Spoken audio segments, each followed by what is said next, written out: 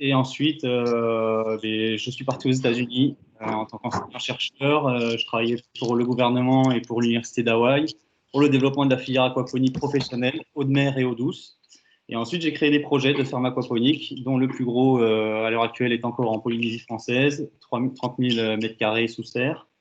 Et il y a 2 ans, quand je suis rentré, un peu plus de 2 ans maintenant, 2 ans et demi, j'ai décidé de créer un bureau d'études et un centre de formation dédié à l'aquaponie professionnelle, dans lequel m'a rejoint Jérôme et JP, que je vais laisser se présenter rapidement avant qu'on attaque la présentation de l'aquaponie et de notre étude. Je suis Jérôme Darras, j'ai fait des études en biologie marine tournées vers l'aquaculture. Au Portugal, j'ai pu travailler sur les pousse-pieds entre autres, et ensuite j'ai travaillé dans une esturgeonnière dans laquelle ils avaient un tout petit circuit en aquaponie qui était assez archaïque, mais ça m'a beaucoup intéressé. Et de retour en France, j'ai eu l'opportunité de rencontrer Félix et de rejoindre Bioponie. Et moi, c'est Jean-Baptiste Rago. Je suis ingénieur agronome de formation et j'ai découvert l'aquaponie en stage de fin d'études avec Félix. Et maintenant, depuis, je travaille avec lui.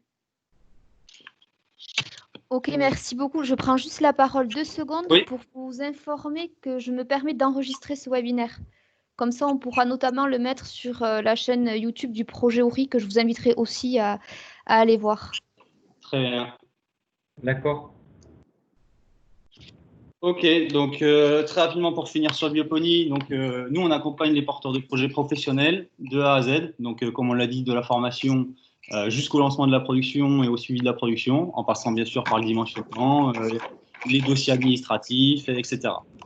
Ce qu'il faut savoir dans l'aquaponie, c'est que chaque projet est unique, on n'a pas de projet clé en main aujourd'hui qui existe, donc c'est ça qui est super intéressant aussi, aux demandes, mais bon, on y reviendra après. Pour l'instant, on va dérouler sur l'étude et je laisse Jean-Baptiste vous présenter qu'est-ce que c'est l'aquaponie. Alors, l'aquaponie, c'est 3 compartiments. Un compartiment de poissons, des bactéries et des plantes. Le principe, c'est que les poissons vont générer des rejets dans l'eau qui vont être valorisés par des bactéries pour que ce soit assimilable par les plantes. Donc, les plantes vont se nourrir des nutriments qui ont été transformés par les bactéries, puis l'eau va revenir aux poissons. Et ce cycle est appelé cycle vertueux. Notez que le compartiment bactérien est fondamental, puisque si ce compartiment s'effondre, tout va s'effondrer. On peut également ajouter un élevage lombricole qui vous permet de valoriser la fraction solide. Tout ce qui circule entre les 3 compartiments, c'est de l'eau filtrée, mais on y reviendra. Valoriser la fraction solide, ça peut s'avérer vraiment très intéressant. Alors, plus dans le détail, l'aquaponie, c'est une dégradation de l'azote par 2 bactéries différentes, qui sont Nitrosomonas et Nitrobacter. Et ces bactéries vont transformer l'ammoniac en nitrite, puis nitrate. Et là, je vais laisser Jérôme vous présenter ce qu'est le couplage et le découplage en aquaponie. Alors, il y a 2 systèmes en aquaponie. Tout d'abord, un système qui va permettre de travailler avec l'optimum de croissance pour les poissons. Et donc, ce système présente l'intérêt d'avoir une phytoépuration en ligne. En fait, l'eau des poissons va être transférée vers les végétaux et va ensuite revenir aux poissons. Donc, le gros intérêt de cette phytoépuration en ligne, c'est qu'elle permet d'éliminer en partie, voire complètement, les phosphores.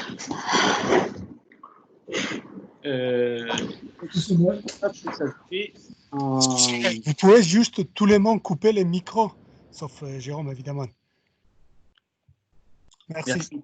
Il y a quelques bruits parasites. Ouais.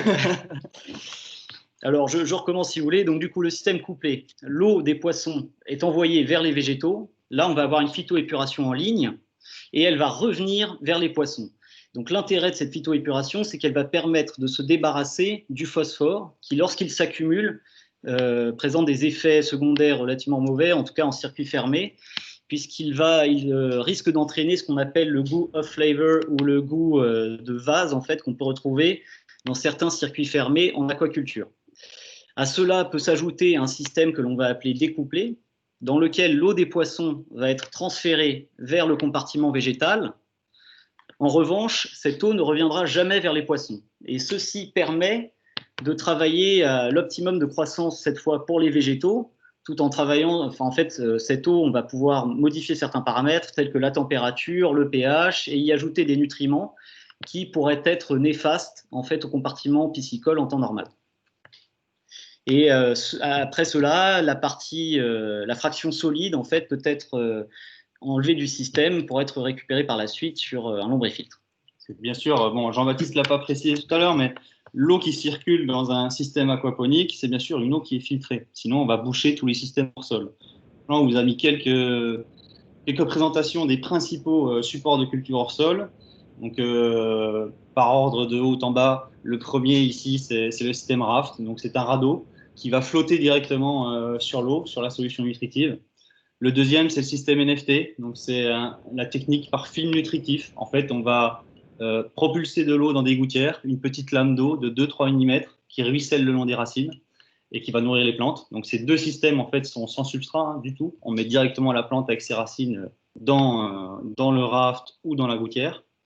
Le troisième système qui est exposé, c'est un système à table à marée. Donc là, on va générer des marées dans une table, des marées qui font 4-5 cm de hauteur. Et le dernier système, qui est un des plus connus, parce que c'est le plus utilisé en hydroponie, c'est le système de goutte à goutte, qui est principalement utilisé pour produire des plantes à fruits. Où là, on a un réseau de gouttage classique. Alors, quels sont les avantages à choisir l'aquaponie? Le premier qui ressort tout le temps, c'est les économies d'eau qu'on va faire. Effectivement, dans notre système, on va consommer beaucoup moins d'eau pour produire la même quantité de végétaux. Pareil pour les poissons, on va consommer en moyenne 1 mètre cube d'eau pour produire 1 kg de poisson, alors que dans un circuit ouvert, la moyenne, c'est plutôt 100 mètres cubes d'eau par kilo de poisson produit, en production de salmonidés, bien entendu. Il faut savoir qu'on a des rendements identiques, voire supérieurs à l'hydroponie, c'est-à-dire une production végétale qui fait recours à des engrais contrairement à l'aquaponie. Donc l'aquaponie, c'est un système extrêmement vertueux. On ne peut pas utiliser d'antibiotiques ou de pesticides au risque d'effondrer le système. Et en plus de ça, on s'ajoute la contrainte de travailler sans OGM. On peut se passer complètement d'engrais chimiques. Et le gros avantage, comme présenté avant, c'est que nos effluents de poissons deviennent des nutriments pour les plantes. L'aquaponie s'adapte parfaitement à des circuits courts. On crée de l'emploi qui n'est pas délocalisable. Et surtout, ce qu'on constate aujourd'hui, c'est que l'aquaponie génère une grosse attractivité parce que c'est une activité à la mode qui plaît à la fois aux touristes et à la presse. Techniquement, la grosse différence avec les hydroponistes, c'est que nous, on travaille sur une eau vivante. On appelle ça un système probiotique en opposition à un système antibiotique. C'est-à-dire qu'on fait en sorte que notre seul terroir, ce soit l'eau qui circule dans les plantes. Il y a des poissons, des champignons, des bactéries, ce qui fait que notre eau, elle est chargée en vie et en nutriments. Ça ne nous empêche pas pour autant de garder la maîtrise de l'écosystème. Il y a un système high-tech et un système de suivi. In fine, on obtient des produits de très haute qualité parce qu'on va pouvoir travailler avec des variétés anciennes.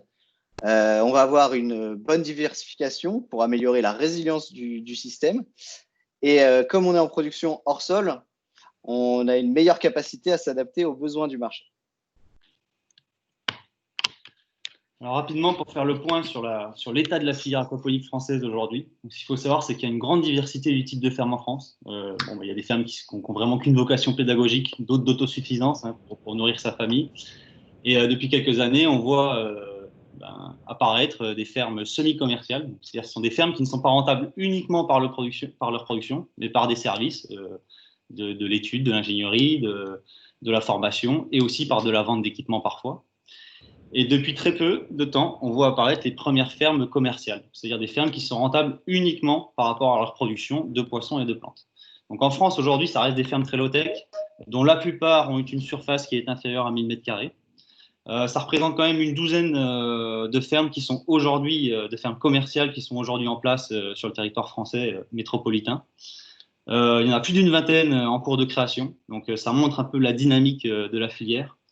Et il y a aussi 5 structures de recherche qui ont leur propre système aquaponique en interne et qui toutes sont fédérées au sein du programme national APIVA, Aquaponie Innovation Végétale. Donc c'est le programme qui travaille pour la filière pour donner des données économiques et techniques pour que les professionnels puissent développer cette filière. On a fait le choix de vous mettre ici 4 exemples de projets. Typiquement, ces projets low-tech dont je parle, de moins de 1000 m². Il faut savoir qu'aujourd'hui, la filière aquaponique en France, elle s'est orientée sur des projets où le compartiment aquacole est volontairement négligé. Ce qui est dommage, hein, parce qu'on le sait aujourd'hui, en France métropolitaine, ce qui porte la rentabilité d'un système aquaponique, c'est surtout le compartiment aquapole. Et donc ces projets, il y a la ferme aquaponique du Cotentin qui est à côté de Cherbourg, la ferme aquaponique de l'Abbaye qui est à côté de Rouen, Nutritz à côté de Nantes, et on vous a mis l'autre campagne qui n'est pas vraiment une ferme aquaponique, mais vraiment une ferme plutôt bioponique, hydroponique, donc où il y a beaucoup de production végétale, mais c'est la seule qui est proche du 64, et la Saint-Martin-de-Seignance, mais il n'y a rien dans le 64 aujourd'hui, il n'y a aucune ferme aquaponique existante. Il faut savoir que dans le sud-ouest, nous sommes fédérés au sein de l'association toulousaine d'aquaponie. Donc, il y a plusieurs projets de fermes aquaponiques et de fermes aquaponiques professionnelles existantes. Donc, l'objectif de notre association, c'est de développer une marque collective simplifiée, parce qu'aujourd'hui, une problématique à laquelle on fait face, c'est qu'il faut différencier nos produits, qu'on n'a pas le droit d'obtenir une certification bio pour la production végétale hors sol, ni pour la production de poissons en circuit fermé. Donc, il faut qu'on puisse se différencier pour le consommateur. On participe aussi à des salons, notamment le salon Régal qui a lieu tous les ans à Toulouse pour mettre en avant les produits d'Occitanie. Donc, on fait de la sensibilisation sur l'aquaponie, on fait des ateliers, etc. Voilà, donc on fédère les pros et les particuliers au sein de cette association. Alors, comment l'aquaponie est-elle perçue? En 2016, il y a une étude qui a été réalisée sur un panel de 635 consommateurs européens pour déterminer quelles étaient leurs connaissances et leurs réactions face à l'aquaponie et tous ses produits. Aujourd'hui, ce qui leur sort, c'est que les gens confondent majoritairement aquaponie et hydroponie et qu'il y a qu'il y a plus de gens qui connaissent l'hydroponie que l'aquaponie. Par contre, ce qu'on sait, c'est que des consommateurs, il y en a déjà plus d'1 sur 5 qui sont prêts à acheter des produits aquaponiques, que ce soit pour la nomination aquaponique ou pour tout ce que ça implique, le fait de faire du zéro pesticide ou des produits locaux. Et ces mêmes consommateurs sont prêts à accepter une hausse de 40% sur le prix initial. Donc la grosse tendance, c'est manger moins, mais manger mieux. Alors une autre étude qui a été réalisée par France Agrimaire en 2018 a révélé que vraiment les attentes des consommateurs, c'était une alimentation saine, durable et écologiquement responsable. Donc on parle vraiment de produits de qualité. Ensuite, France Agrimaire a indiqué quelques points de vigilance à respecter pour rendre un projet aquaponique viable. Il faut tout d'abord être vraiment en mesure de maîtriser son prix de revient sur le volet piscicole, ainsi que de mettre en place un choix d'espèces vraiment ciblé en fonction de la région dans laquelle on se trouve ou en fonction des habitudes de consommation des clients. Ceci implique également une polyvalence de compétences très importante en aquaponie, parce qu'un aquaponiste va être à la fois pisciculteur, maraîcher, et doit être capable évidemment de concilier les deux. Et surtout, c'est un point fondamental sur lequel j'insiste, c'est que pour que la filière aquaponique puisse vraiment bien émerger en France, il faut absolument qu'il y ait une stratégie de pédagogie, de communication qui permette en fait d'expliquer aux consommateurs pourquoi il vaut mieux consommer des produits aquaponiques. Et donc ceci passe entre autres par de la formation ou encore une fois mettre en place tout ce qui pourrait être des modules d'agritourisme et qui permettrait de sensibiliser le plus grand nombre. Alors, ensuite, toujours en 2018, et toujours selon France Agrimaire, la production de salmonidés en France a atteint environ 28 000 tonnes. Il faut savoir qu'il y a 10% de ces 28 000 tonnes environ qui sont produites dans le 64. Et la production de salmonidés représente environ 113 millions d'euros de chiffre d'affaires à l'échelle nationale, dont 15% sont générés par le département des Pyrénées-Atlantiques. Ce qui est intéressant également de voir, c'est qu'il y a une inversion des tendances quant à la consommation, c'est-à-dire que le saumon est de moins en moins consommé, en tout cas les consommateurs se disent de plus en plus prêts à consommer de la truite plutôt que du saumon fumé. Donc voilà, c'est une étude c'était assez intéressant. Alors nous, comment on a fait notre étude? On a référencé 28 piscicultures dans le département et on a pu en étudier 20.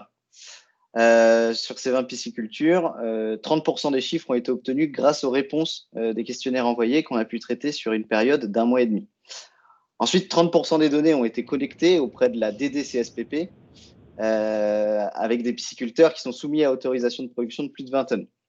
Et tout le reste a été modélisé. Donc, il y a environ 2100 tonnes de salmonidés qui sont produites sur le département du 64 à l'année. Il faut savoir que sur ces 2100 tonnes, on a environ 1100 tonnes qui sont commercialisées sous forme de produits transformés et 30% sous forme de filets. Ceci représente 86 emplois directs pour la filière et 140 emplois indirects. Et par emploi indirect, on entend toutes les personnes qui vont être chargées de la transformation de ces produits ou même le transport et ainsi de suite. Et, comme je disais auparavant, ceci représente un chiffre d'affaires d'environ 17 millions d'euros. Oula, il y a du bruit. Oui. Alors, concernant le bilan de l'étude. Donc, le schéma d'en haut, c'est pour... Ah, petit bruit de talon. Quelqu'un a le micro ouvert, là. Donc, ouais, le schéma du haut, c'est pour expliquer ce qui se passe quand on nourrit un poisson. Ce qu'il faut en retenir, c'est que quand on donne un aliment à un poisson, il y a principalement... ¿Qué has tocado? Silenciar. Ok. El espagueti Galetti. Est-ce que vous pourriez couper votre micro, s'il vous plaît? Oui, c'est bon. C'est Laurent qui est... C'est bon, il a coupé. Merci. Donc, le schéma d'en haut, c'est pour expliquer ce qui se passe quand on nourrit un poisson. Ce qu'il faut en retenir, c'est que quand on donne un aliment à un poisson, il y a principalement deux rejets sur lesquels on se focalise. C'est l'azote et le phosphore. Donc, la plupart de l'azote va se retrouver dans la pollution dissoute du poisson.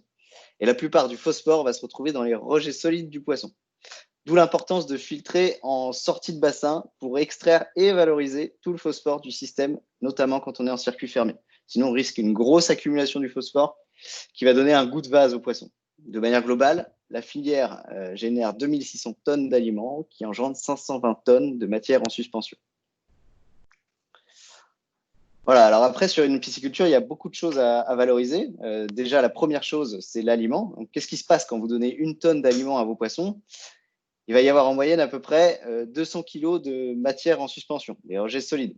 Il va y avoir 36 kg d'azote, 8 kg de phosphore et 22 kg d'ammoniac. Donc, le TAN, c'est la combinaison entre ammoniac et ammonium. Il y a aussi le courant hydraulique à valoriser. On estime le débit dérivé de la filière dans le département à 76 000 m3 par heure, ce qui permettrait à la filière de générer 200 000 € d'hydroélectricité. Et de la même manière, selon vos contraintes hydrogéographiques liées à votre propre pisciculture, on pourrait éventuellement valoriser le soleil, même si je sais que dans le 64, c'est plutôt les montagnes qui prédominent. Alors, un premier moyen de récupérer ces matières en suspension, le moyen le plus simple, en fait, serait de mettre en place ce qui s'appelle des cuves de décantation ou bassins de décantation. Et donc, les matières en suspension vont pouvoir sédimenter et seront récupérées par la suite. Le premier inconvénient de ce système, c'est qu'il requiert une surface assez importante. Ensuite, il y a un lessivage du phosphore qui peut être assez important, ce qui signifie qu'en fait, on va perdre complètement ce phosphore, alors que c'est une fraction très importante dont on manque à l'heure actuelle en agriculture. Il faut le savoir, c'est quand même... voilà, exactement. De plus en plus rare. Et aussi, on a un risque de relargage de nitrites, et donc ça, en aquaculture, on n'en veut absolument pas parce que c'est néfaste pour les poissons. Ensuite, donc, on a une autre possibilité qui consiste à installer ce qu'on appelle des filtres à tamis rotatifs, qui sont des filtres automatiques et qui vont permettre de récupérer sur un tamis les matières en suspension à hauteur de 80 à 90%. L'inconvénient principal qu'ils représentent, c'est qu'ils sont relativement chers. Il faut savoir qu'une bécane, c'est environ 12 000 € minimum. Et que minimum, voilà, et que ça va dépendre en fait du débit à traiter ensuite. Alors, la totalité du débit n'est pas forcément à traiter, mais ça peut être intéressant en tout cas d'implanter ce genre de système sur une partie du débit, ce qui permettrait de récupérer donc une majeure partie des MES. Et le dernier attrait là-dedans, en tout cas, ce qui serait vraiment intéressant, c'est de connecter ce qui s'appelle un lombrifiltre derrière ces systèmes permettant de récupérer les matières en suspension. Alors un lombrifiltre, comme son nom l'indique, contient des lombriques qui vont être en mesure, à partir des matières solides, de les reminéraliser pour les rendre facilement assimilables par les végétaux. Donc en sortie de lombrifiltre, en fait, on obtient ce qu'on appelle un thé de compost. Et le thé de compost, c'est un liquide qui est extrêmement riche en nutriments. Donc vous avez un exemple de la composition en dessous.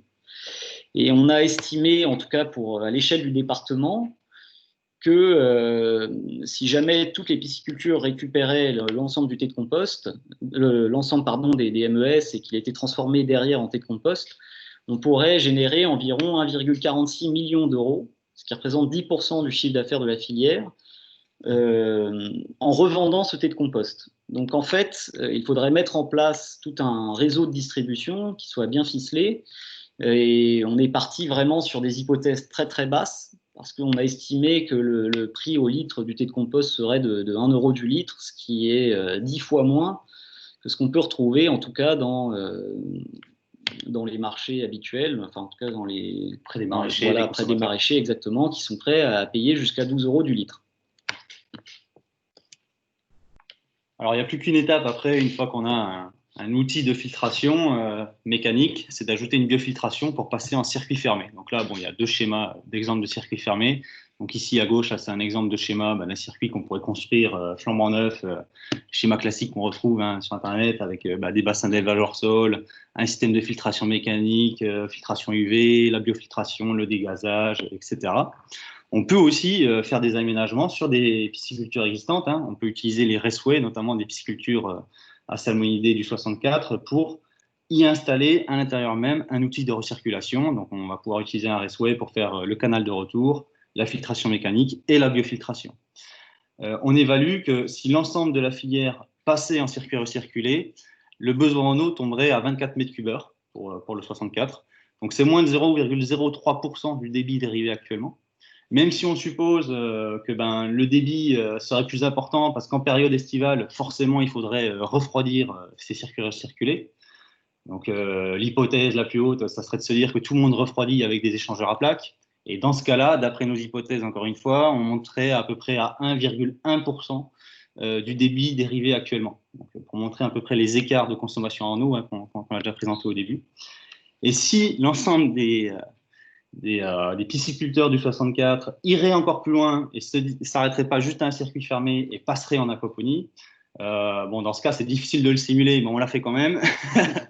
Ça représenterait quand même, si on s'arrête que sur une production de salade, une capacité de production de 23 millions de salades par an dans le 64, soit un chiffre d'affaires, si on s'occupe uniquement de grossistes, de 19 millions d'euros. Donc, c'est un peu plus que le chiffre d'affaires actuel de la filière aquacole du 64. Et par contre, forcément, ça nécessiterait la création de 14 hectares de serres et 270 emplois pour avoir des personnes qualifiées qui travaillent dans ces serres.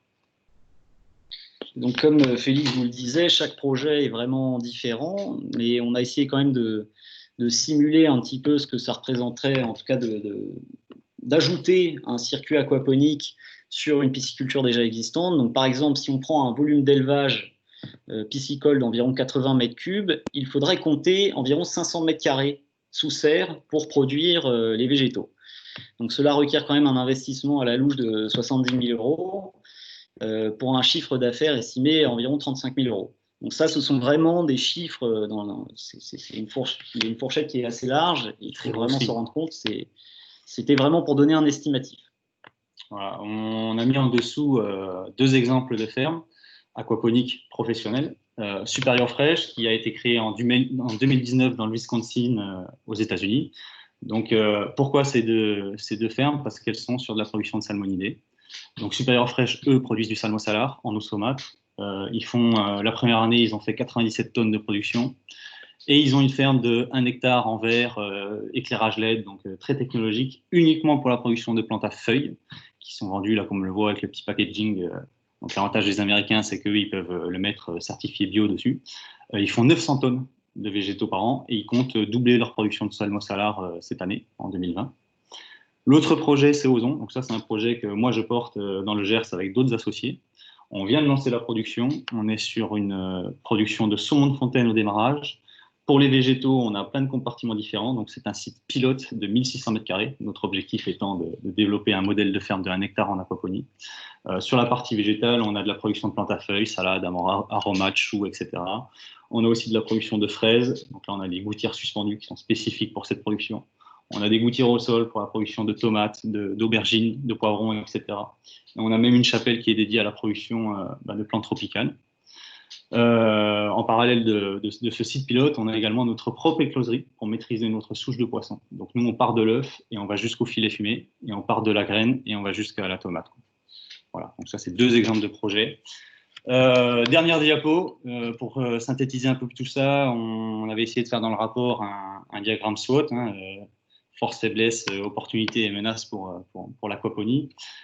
Si on commence tout de suite par les menaces on l'a vu, c'est que forcément passer en aquaponie, ça nécessite un investissement important. Donc il y a déjà forcément un problème économique. Et derrière, ça nécessite de réadapter son marché. Ce qu'on voit, c'est que les projets aquaponiques professionnels qui se plantent, c'est souvent qu'ils choisissent une gamme qui est inadaptée à leur marché, ou en tout cas ils choisissent une cible clientèle qui n'est pas adaptée. Autre point bloquant, on en a parlé aussi, on a insisté là-dessus, c'est la communication. C'est-à-dire qu'une ferme aquaponique réussie, c'est une puissance de communication. Si elle fait preuve de pédagogie, et si elle explique pourquoi elle fait de l'aquaponie, pourquoi c'est intéressant et en quoi c'est vertueux.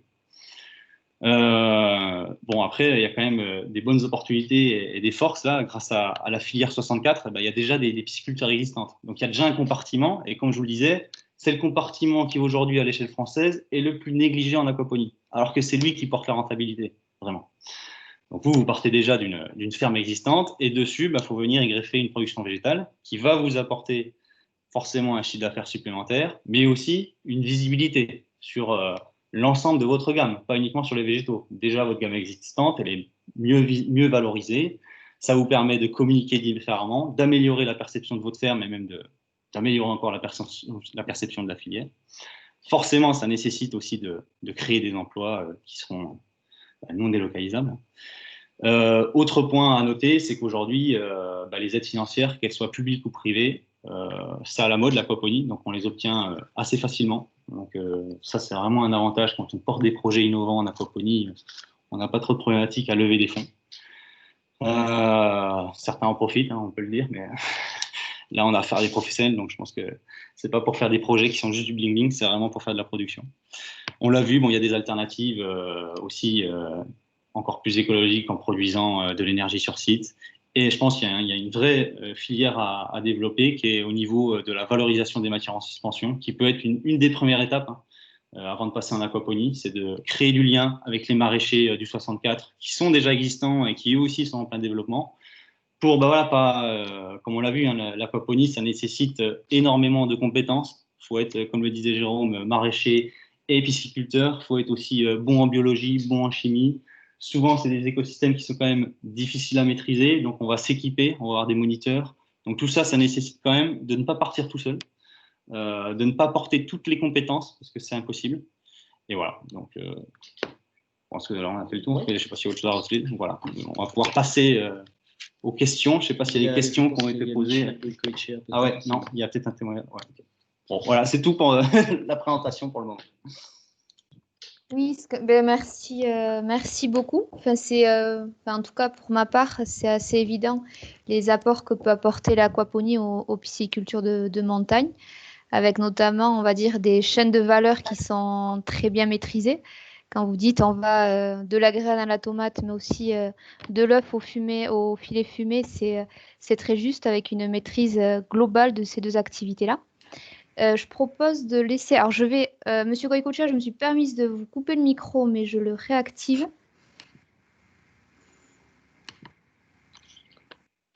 Si j'y arrive. Ouais. J'ai pas la. J'arrive.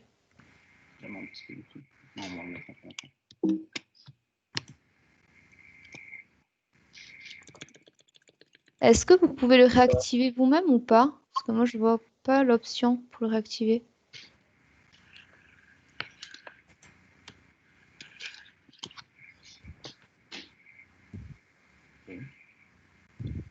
Là, c'est bon, vous m'entendez?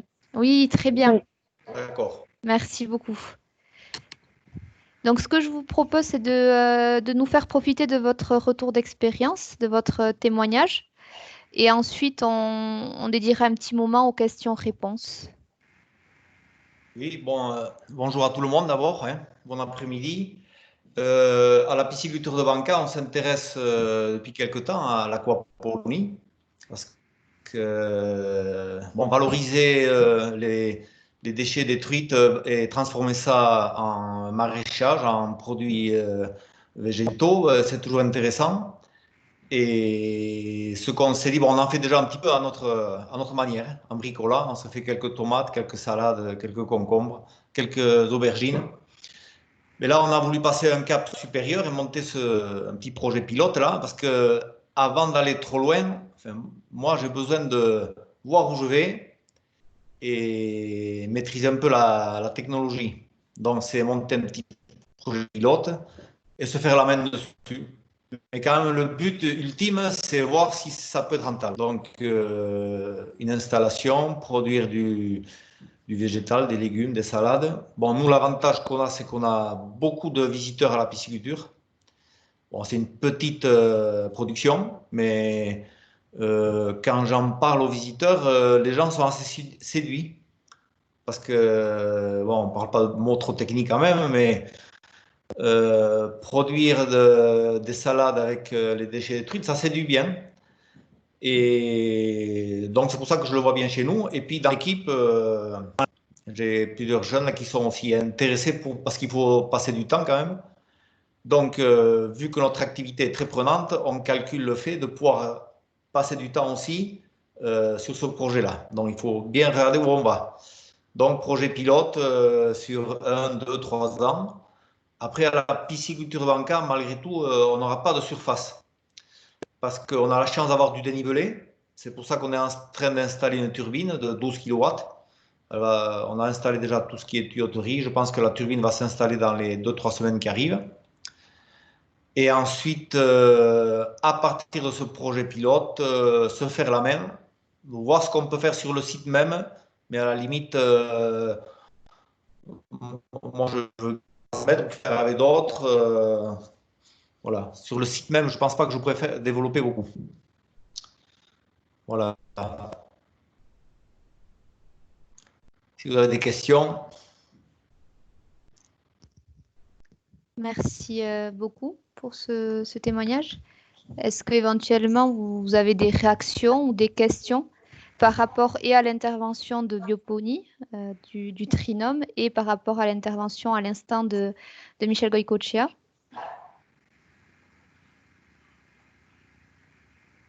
N'oubliez pas de désactiver les micros si jamais vous voulez intervenir. On a tendance à l'oublier au bout d'un moment. Oui. Est-ce que je peux intervenir, Arnaud Chaperon? Bien sûr, avec plaisir. Donc moi c'est plus une remarque d'ordre général. Je suis convaincu que l'aquaponie est un des futurs de l'aquaculture, mais que ce n'est pas une solution qui va remplacer les autres. Et donc je souhaite... il faut vraiment faire attention dans le discours. Quand on dit demain, la pisciculture de montagne va consommer 1% de ce qu'elle consomme aujourd'hui, il y a un danger énorme pour toutes les activités actuelles. Donc je dis juste oui à l'aquaponie, en complément, à côté. Pour moi, le plus gros argument, c'est que il va falloir des aquacoles pour les consommateurs de demain. Et donc je pense que réellement, il y a un fort développement possible là-dessus.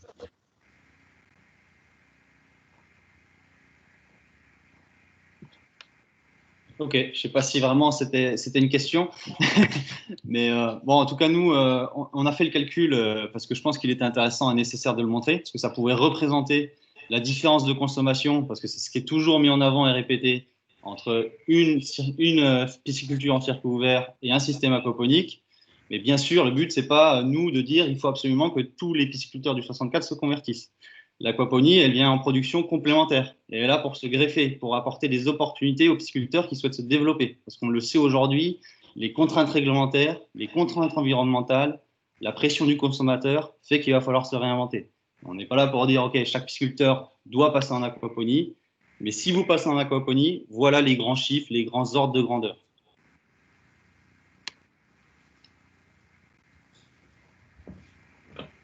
Enfin, juste pour compléter, moi je pense qu'on peut passer en aquaponie sans transformer les élevages actuels qui sont en eau ouverte en aquaponie. Ça peut être de l'utilisation de terrain à côté, ça peut être de la production végétale à côté, mais aujourd'hui on consomme 70% des produits de la mer qu'on consomme sont importés en Europe. Donc, il faut combler ces 70%. Il faut travailler là-dessus. Et il y aura de l'aquaculture en mer ouverte, il y aura de l'aquaculture en zone côtière, il y aura de l'aquaculture de montagne avec des circuits ouverts, et il y aura de l'aquaponie absolument partout. Donc, nous, vraiment professionnels, on a tendance à pousser ça aussi bien à Bruxelles qu'à Paris qu'à Madrid.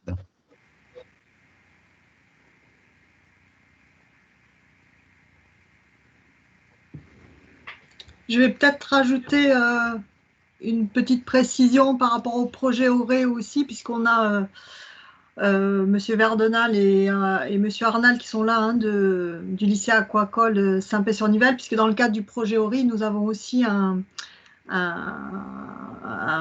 autre partie du projet qui est de faire un test dans un lycée hôtelier. Et justement, vous avez souligné l'importance et ce qui est fondamental, c'est la partie pédagogique.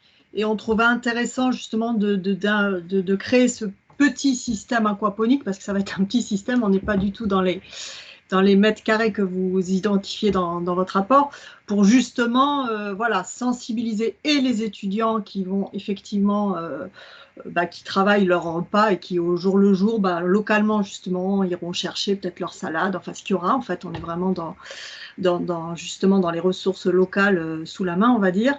Et justement, comme il y a un restaurant d'application, le public extérieur viendrait aussi et être sensibilisé à tout ça. Donc, on est en train de travailler ce projet qui est en train de se construire. Voilà, donc ce qui explique aussi leur présence et l'intérêt dans le cadre du projet ORI, parce que justement, ce côté pédagogique, on l'avait bien identifié et ça fait partie aussi d'une sensibilisation qui nous semblait fondamentale. Donc, je ne sais pas si Antoine Arnal ou Benoît Vernal veut rajouter des choses par rapport à ça.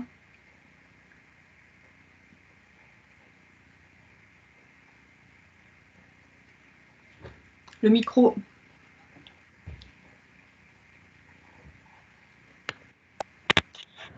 Est-ce que vous m'entendez là? Là, ça y est, oui. Là, c'est bon?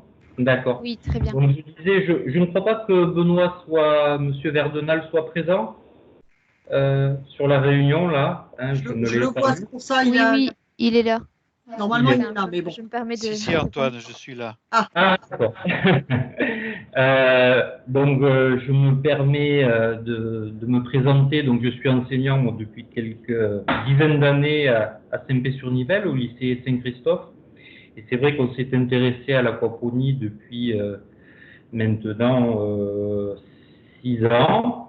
On a monté 2 projets qui tournent depuis maintenant 3 ans l'un et 6 ans l'autre sur le lycée, sur notre production salmonicole. L'un en extérieur, l'autre avec des premiers résultats qui sont intéressants et que l'on aimerait effectivement transférer sur le lycée hôtelier de Biarritz avec Marion notamment. Voilà.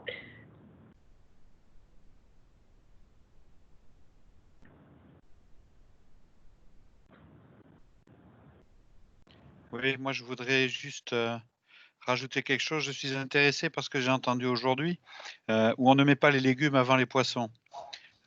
Parce que depuis quelques années, l'aquaponie dans les médias, un peu partout, si vous allez au salon de l'agriculture, on vous vend des systèmes aquaponiques. Hein.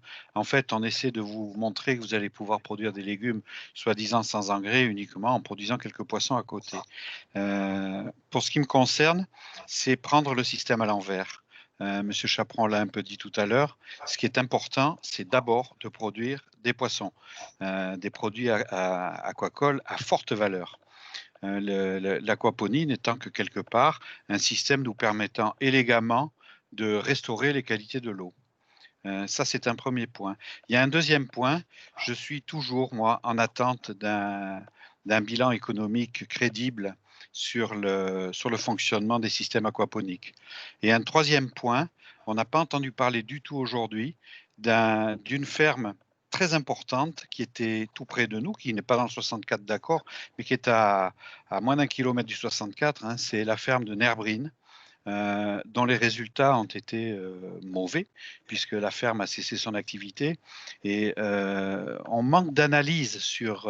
alors j'ai certainement un certain nombre d'idées sur le fait que cette ferme n'a pas fonctionné, mais j'aimerais bien avoir une analyse réelle de cet échec.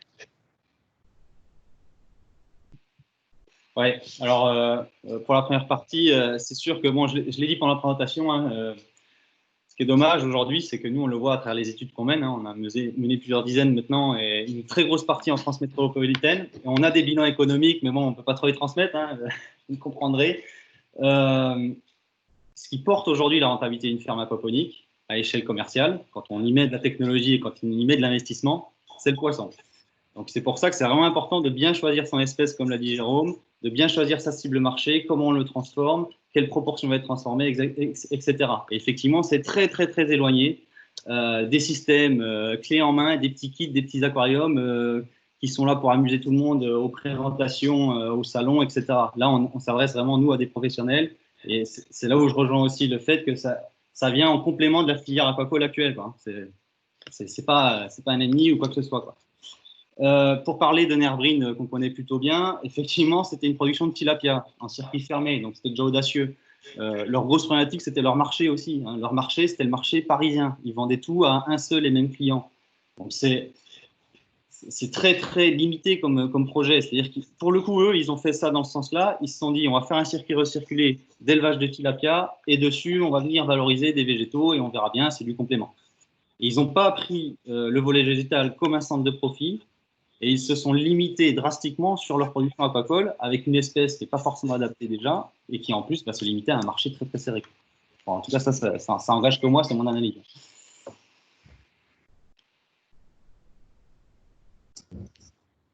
Oui, Arnaud Chaperon, nous on a regardé le dossier Nerbrine et on est allé visiter plusieurs fois. C'est sûr qu'ils étaient partis sur une équation compliquée à résoudre.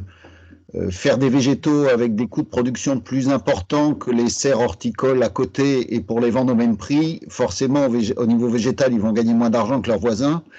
Et ensuite, le tilapia, voilà, c'est une espèce, les projets qu'il y a eu en Belgique, aussi pharaoniques soient-ils, sur le tilapia, ont tous eu des difficultés parce que c'est un marché. Là, on est sur des marchés à 3 € le kilo de filet. Donc, personne en Europe est capable concurrencer ça avec des coûts de production. C'est quelque chose d'important de bien réfléchir au marketing au sens noble du terme, c'est-à-dire quelles espèces pour quel marché. Quand on monte un projet comme celui-là, effectivement, il faut des espèces à valeur ajoutée.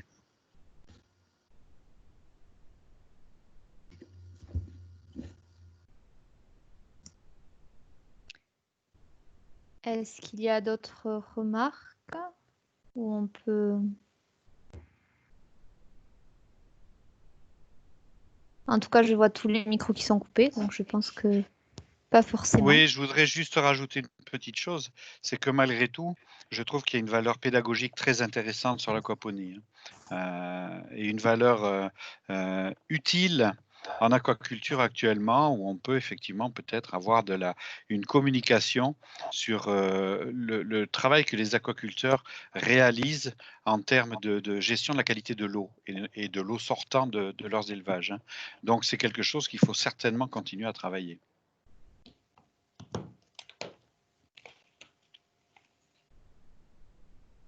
Tout à fait. En tout cas, ce qui ressort notamment aussi dans ces derniers échanges, c'est qu'il faut absolument se baser sur le marché comme point de départ et que c'est aussi ce qui va orienter la stratégie et donc les choix. Et la notion, il y a eu l'idée à un moment donné qui a été évoquée de se réinventer. Et c'est vrai que l'aquaponie est un des leviers forts. Un des leviers, parce qu'il y en a d'autres bien entendu, mais c'est un levier vertueux. Dans l'étude, on a pu constater effectivement que de toute façon, la filière de piscicole 64 était déjà assez vertueuse, vraiment. Il faut insister là-dessus. Donc ça, il y avait aucun doute là-dessus. On l'a pas redit aujourd'hui, on n'a pas remontré ces valeurs, mais effectivement, toutes les simulations et les données qu'on a vues prouvent que la filière a déjà suivi une démarche extrêmement vertueuse. Tout à fait. Et c'est pour ça qu'il faut bien insister sur le fait que vous avez plein d'avantages en aquaponie, mais que ça ne viendra pas diminuer ou enlever. Hein. Mettez-vous à la place de quelqu'un qui est chargé de donner des autorisations. Il y a une ferme qui ne consomme pas d'eau, il va demander aux fermes existantes de ne pas consommer d'eau. Nous, on ne consomme pas d'énergie, ils vont vous demander de ne pas consommer d'énergie en aquaponie. Et il y a un moment donné où on arrive à une équation qu'on ne peut pas résoudre pour les éleveurs. Donc, il faut bien dire que l'aquaculture, elle est plurielle et que toutes les aquacultures doivent se développer en même temps si on veut alimenter les consommateurs européens. On est bien d'accord. Il faut faire du lobbying ensemble. Il y a Émilien qui a levé la main. Oui, vous m'entendez? Oui. Oui, très bien. Bah, déjà, je tenais à féliciter pour leur présentation qui était très claire et très instructive. Et je voulais savoir si du coup votre bureau d'études fournissait la prestation sur de la formation aussi pour éventuellement des gens des professionnels qui seraient prêts à se lancer pour des projets. Exactement, on ne fait que de la formation professionnelle. La prochaine session, c'est le 10 juin, se limite à 6 personnes par session. C'est une formation qui dure sur 3 jours. On peut peut-être projeter le contenu. Je crois qu'on avait préparé le contenu. On est finançable via l'IDEA. Donc, tous les salariés non agricoles ont une enveloppe de 2 000 € annuels qui leur permet d'assister à cette formation et de ne pas avoir à débourser le moindre euro. Sinon, c'est une formation que nous, on facture 550 € pour les 3 jours. Donc, il y a 2 jours en présentiel dans notre salle de formation à Toulouse. Et ensuite, on passe une journée sur un site de production aquaponique à échelle commerciale. Et donc là, on est en train de passer sur le site Ozon que je gère, qui vient de passer en production, donc qui maintenant est notre site de démonstration pour la formation. Donc voilà, là c'est la diapo qui présente le contenu de notre formation. Voilà, pour répondre à la question. Et on en organise en moyenne une tous les 1 mois et demi. Et on est en train de travailler sur une formation digitale. Le Covid nous y a un peu forcé. Mais en même temps, on avait déjà des demandes. Donc, on va aussi bientôt proposer du contenu digital en ligne. Mais bon, nous, le cœur de métier, c'est quand même de former les professionnels. Donc, on reçoit des groupes de 5-6 personnes qui sont soit des porteurs de projets individuels, soit des investisseurs, soit des pisciculteurs ou des maraîchers qui veulent se convertir à l'aquaponie. Et voilà, je sais pas ce que tu vas dire sur la formation. Et on intervient aussi directement sur site. C'est-à-dire quand on travaille auprès des pisciculteurs qui demandent des projets d'aquaponie, on leur propose également de venir sur site, former le personnel et se former à l'outil qu'on emploie. Vous êtes, Émilien, vous êtes un professionnel? Vous-même, vous avez une pisciculture je travaille avec la société Vivier de Sarence et Vivier de Réminac qui sont 64 je vous ai pas très bien entendu. Vous m'entendez? Là, un petit peu mieux. On est Vivier de Sarence et Vivier de Réminac. On a les deux sauts là. En Occitanie? Non, on est encore à Nouvelle-Aquitaine. Ah, ok. Bon, merci pour la réponse. Moi, j'avais une dernière, peut-être, enfin, je ne sais pas si c'est la dernière, mais en tout cas, j'avais une question sur la certification bio. J'avais cru entendre que la législation était en train d'évoluer, notamment par rapport à la culture hors sol. Alors, dans l'absolu, la culture hors sol, la certification bio n'était pas très rassurante, hein, on pense au commun et tout le reste. Par rapport à ce qui nous intéresse aujourd'hui, l'aquaponie, ça peut peut-être aussi, en tout cas, la vision est différente. J'avais cru comprendre que c'était plutôt en bonne voie et qu'il allait pouvoir avoir une certification bio, justement. Que je me trompe? Non, il n'y a pas vraiment d'évolution là-dessus. En Europe, on reste figé sur la notion de terroir et cette notion de terroir est liée à un sol. Et donc, on ne peut pas obtenir de production, de certification biologique sur de la production végétale. Ça, je pense que ce n'est pas prêt de bouger. Sur la production aquacole, il y a des tolérances sur les phases d'alvinage, où on peut avoir des circuits fermés d'alvin qui sont possiblement certifiables en bio. Mais pour le moment, ça ne bouge pas trop. Après, il y a deux visions dans la filière. Hein. Il y en a qui, comme nous, de notre point de vue, ne forcent pas trop ça, parce qu'on se dit qu'on est différent du bio. Ce qu'on voit au quotidien, c'est que même un enfant de 5 ans, quand on lui parle de l'aquaponie, il comprend tout de suite le principe. Et ça vaut un peu tous les cahiers des charges de certification. Ce qu'il faut, c'est par contre, c'est qu'on puisse différencier sur un étalage un produit aquaponique d'un autre. Ça, c'est un peu l'enjeu et c'est la problématique qu'on a. Mais on n'est pas obligé de passer par une certification bio et ce n'est pas forcément nécessaire. Ok, merci.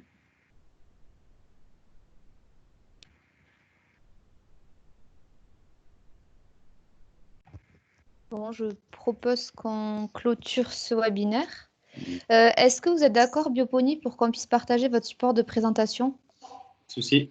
Ok, bon, ben dans ces cas-là, je vous transmettrai à toutes et tous le support.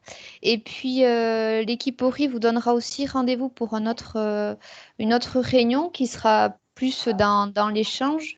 Maintenant que vous êtes informés, sensibilisés à ce qu'est l'aquaponie, si cela en tout cas a retenu votre attention ou à minima votre curiosité, l'idée c'est vraiment de proposer un second temps où les pisciculteurs pourront échanger entre eux et évaluer leur niveau d'intérêt pour aller vers une démarche de diversification grâce à l'aquaponie. Donc la date n'est pas encore fixée parce qu'on veut quand même être sûr qu'on puisse organiser une réunion en présentiel. Donc on verra l'évolution du contexte. On aura un peu plus de visibilité très prochainement. En fonction, ce sera soit en septembre, soit dès le mois de juillet. Mais je le préciserai dans le mail que je vous adresserai. En tout cas, merci beaucoup à l'équipe de Bioponie, à Monsieur Goycochea. Ça s'est très bien complété entre de la théorie, de la pratique et le retour d'expérience. Donc, en tout cas, j'en suis ravie. Merci beaucoup. Et puis, merci à tous de vous être connectés. Vous avez été très disciplinés. C'est parfait. Merci beaucoup. Merci à tous. À bientôt. Merci. Merci, au revoir. Merci. Au revoir. Au revoir. Au revoir, merci beaucoup.